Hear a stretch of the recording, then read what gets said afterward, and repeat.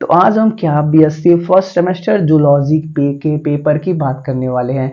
तो ये पेपर महात्मा गांधी काशी विद्यापीठ का है, लेकिन अगर आप अदर यूनिवर्सिटी से भी हो तो आप इसको देख सकते हो। पेपर का पैटर्न लगभग सारी यूनिवर्सिटी में सेम रहता है, क्योंकि ये ऑड सेमेस्टर के एग्जाम चल रहे हैं, मतलब सेमेस्टर 1, 3rd और 5th के। तो आपको भी मालूम है हमारे पास रिटन एग्जामिनेशन होने वाला है, तो आपके पास टोटल 3 घंटे का टाइम भी रहेगा और आपको आराम से लिखना भी पड़ेगा। ठीक है, जब भी इवन सेमेस्टर होगा तो हो सकता है वहां पे मल्टीपल चॉइस पैटर्न के एग्जाम हो जाएं, लेकिन फिलहाल हम रिटन एग्जाम की बात करने वाले हैं। तो इस क्लास में हम इस पेपर के बारे में बात करेंगे, इस पेपर को ऑब्जर्व करेंगे और इस पेपर के आंसर के भी बारे में बात करेंगे कि किस क्वेश्चन का आंसर कैसे लिखा जाए। ठीक है, तो देखो यार, हमारे पेपर का टाइटल क्या है, साइटोलॉजी, जेनेटिक्स एंड इम्यूनोलॉजी। ठीक है, तो ये पेपर पिछले साल 2023 के अंदर महात्मा गांधी काशी विद्यापीठ के अंदर पूछा गया था। ठीक है, तो चलिए पहले हम क्या करते हैं, इस पेपर के पैटर्न को ऑब्जर्व कर लेते हैं, फिर आंसर को देखेंगे। ठीक है, तो देखो इस पेपर में क्या था, सेक्शन 1 के अंदर आपको 5 क्वेश्चन दिए गए थे, जिसमें से हर क्वेश्चन 2 अंक का था और वर्ड लिमिट 50 वर्ड दिया था। ठीक है, तो जरूरी नहीं है कि 50 वर्ड दिया है तो आप 50 पे ही रुक जाओ। ठीक है, आप 10 वर्ड एक्स्ट्रा भी जाते हो तो कोई इश्यू नहीं होता, बस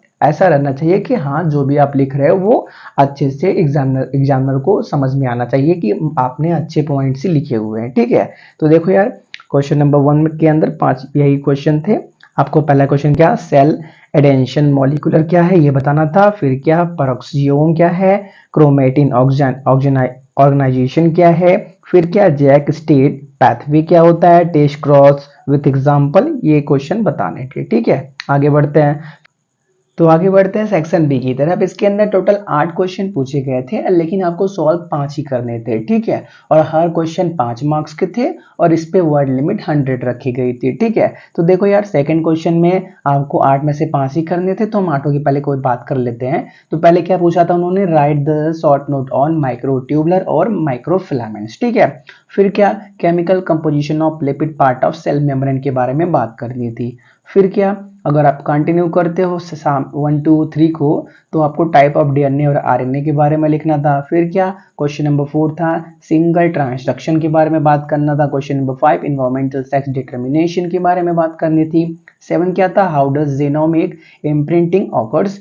फिर क्या, और ऑटोसोमल डोमिनेंट और व्हाट काज हाइपर सेंसिटिविटी, इन सब के बारे में से आपको बात करनी थी। ठीक है, फिर सेक्शन 3 क्या था, जिसमें से 8 क्वेश्चन दिए गए थे और किसी 4 को आपको करना था और हर क्वेश्चन पे आपको 10 मार्क्स मिलते थे और वर्ड लिमिट 400 रखी गई थी। ठीक है, तो देखो यार, हम पहले क्वेश्चंस की बात करते हैं, कौन कौन से क्वेश्चन थे।